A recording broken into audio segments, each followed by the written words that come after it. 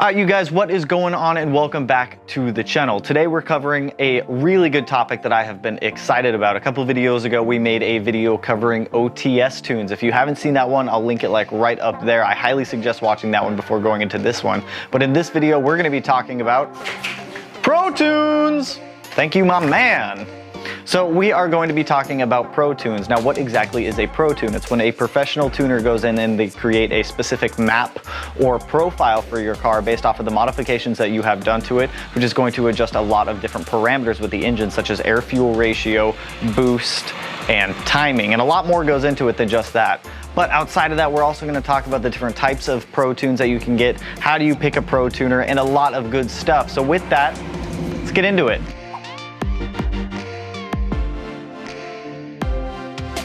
There are a plethora of ways to get Protunes. Actually, there's only a couple, so I don't know why I told you that. But the first one we're going to talk about is one that you should be fairly familiar with. It is how my STI was tuned, and that is using a dynamometer. So essentially, the car is strapped down onto these rollers. The tuner sits inside of the car with his laptop plugged into the ECU to be able to make adjustments as necessary. Now, most tuners, I think 9 out of 10, that's not an actual statistic, don't believe that, but most tuners out there will use a tuning program called Access Tuner for vehicles that use access ports. So to answer the question, do you need an access port to get a Protune? 9 out of 10 times I'm going to say yes, unless you are using a standalone ECU or a piggybacked ECU, or you're using some outside tuning software such as a Tatrix cable, ROM Raider, or something like that. But I highly suggest go to a ProTuner that uses Access Tuner, unless they are a very reputable tuner with whatever software that they are using. Now, I prefer getting my car tuned on a dynamometer only because I like to have the horsepower readings and the torque readings of the car after it's tuned. So essentially the car is strapped down onto these rollers, the tuner sits inside of the car, does his thing, makes the adjustments necessary. You get a nice little printout with a graph that shows how all the power is delivered, and then you go on your way. Now, the next way to get a Protune is going to be an E-Tune, which are very popular nowadays, and they're starting to get more popular day by day. Essentially what an E-Tune is your tuner will send you a base map made for your vehicle with the modifications that you have done to it already. Now, what you're gonna do is you're gonna upload that base map onto the car, and you're gonna data log while driving. The tuner is gonna give you a very specific set of, hey, I need you to go do this, I need you to do this, and I need you to do this. It's essentially gonna be like city driving, wide open throttle pull at a specific gear, or whatever else they require to be able to tune the car. Now, in order to data log, it's really easy on your access port. You just hit the big center button. It'll start recording all the data logs. Plug it into your computer, you pull those data logs, you send them over to your tuner, he does his thing, he'll send you another revision, and you'll go back and forth a couple times until you have your tune completed. Now, the number of revisions can definitely vary on the tuner, what you have done to the car, what the car is. There's a lot that goes into it, so I can't give you a specific number of revisions. I've seen some go from 4, I've seen others go up to like 15. But also keep in mind, it depends on what all is done to the car and what the car is. The only downside about E-Tunes that I don't like is you don't get a printout and you don't get official horsepower numbers of the car, but hey, they're just numbers, so go ahead, calibrate that butt dyno, and let's go. So the last type of Protune that I want to touch on in this video is going to be a street tune. So a street tune is going to be a combination of essentially a dynamometer and an E-tune. So what happens is, instead of using rollers to strap the car down on and tune it that way, the tuner is going to sit inside of the car with you or whoever else is driving the car on the street. So while you're driving around on the street, the tuner will be plugged into the ECU making adjustments on the fly. So it's kind of like an E-tune and a dyno tune kind of just lumped together. I don't really see street tunes being as popular as they used to be a couple years ago. And then once again, with the street tune, you're not going to get a printout of the graph or official wheel horsepower numbers. So keep your butt dyno calibrated and go drive the car.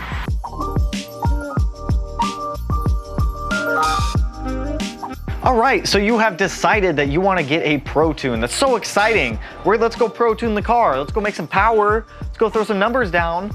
But I mean, before we even get to that point, you got to pick a ProTuner. So how do you pick a ProTuner to tune your car? Well, like I said before, there are a couple different ways to get your car pro-tuned. There's using a dynamometer, using an E-tune, or a street tune. Now, personally, I always prefer a dynamometer like we talked about, but if you don't have access to a tuner that has one, an E-tune is a very good option.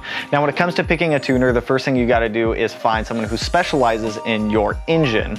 Now, if you can't find any anything, I highly suggest hopping on Google, Facebook, or any of these searchable websites, because you will find an answer on there. But after you have found a couple people who have the ability and the capability to tune your car, you got to kind of narrow it down to one of them that you want. So the first thing that I always do is I always hop on YouTube and I see if any of those cars that have been tuned are still on the road today, or how the tune went.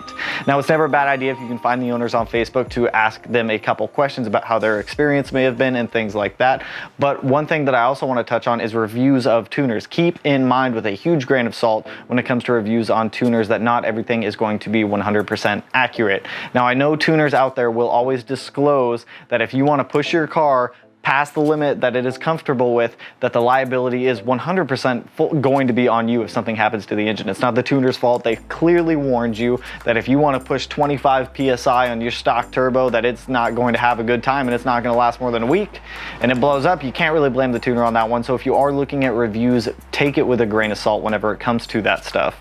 After you have kind of narrowed down a list of maybe 3 to 4 tuners, what I always like to do is give them a call and talk with them about any questions I have, talk with them about the build, what I've done and what I plan on doing before bringing it to their shop. Now, when you do call them, please have your build sheets obviously ready, because they are going to ask you questions about what you have done to the car, and if you don't know everything off the top of your head, just write it down so that way you have it when you're talking to them. Now, for me, I always like tuners to be open, direct, and honest with me whenever I am talking to them.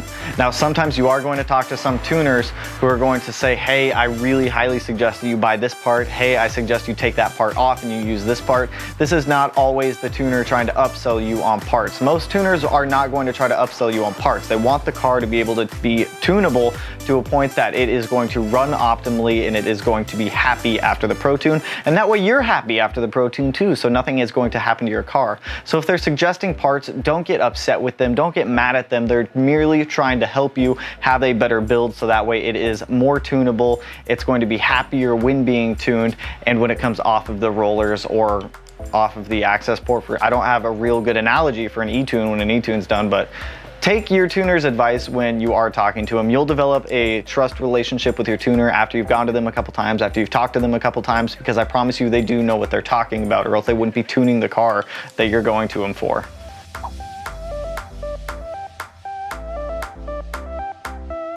So after you've called around to a couple shops and you finally decided on what ProTuner that you want to go with, there's a little bit more that you have to do before your ProTune. Now, 9 out of 10 shops are going to require that you put down a deposit for the date that you are going to have the car ProTuned.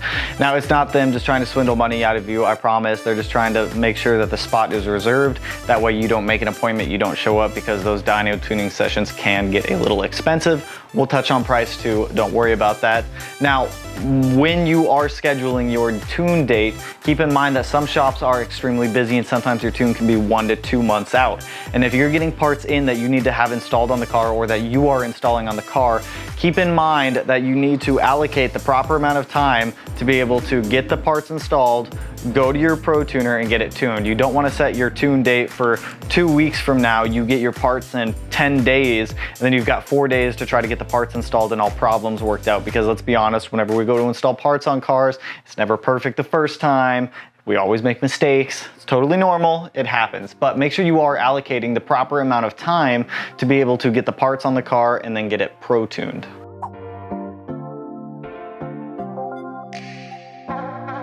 Now, there's a couple more things that I want to talk about before ending this video. If you are getting a dynamometer tune like I prefer to get, most of the time your tuner will send you a base map depending on what you have done to the car. So that way you're able to drive the car down to the tuner, so that way they can continue to tune the car once it is strapped down. Now, if you are going to get a base map, make sure that when you are asking your tuner the upfront questions, when you call them, ask if they can provide a base map, ask if they make base maps, because that is also going to determine how you get the car there. Now, I don't know if all tuners will provide a base map when you request one, but if they don't, that is something you need to keep in mind, because if you need to trailer the car there versus driving it there, that is going to make an impact on how you install your parts, when you install the parts, and how you actually get the car down there. And then the last thing I want to talk about is pricing. So prices for ProTunes can widely vary. E-tunes are typically a little bit cheaper from what I've seen than a dynamometer tune and a street tune. However, each has their pros and cons.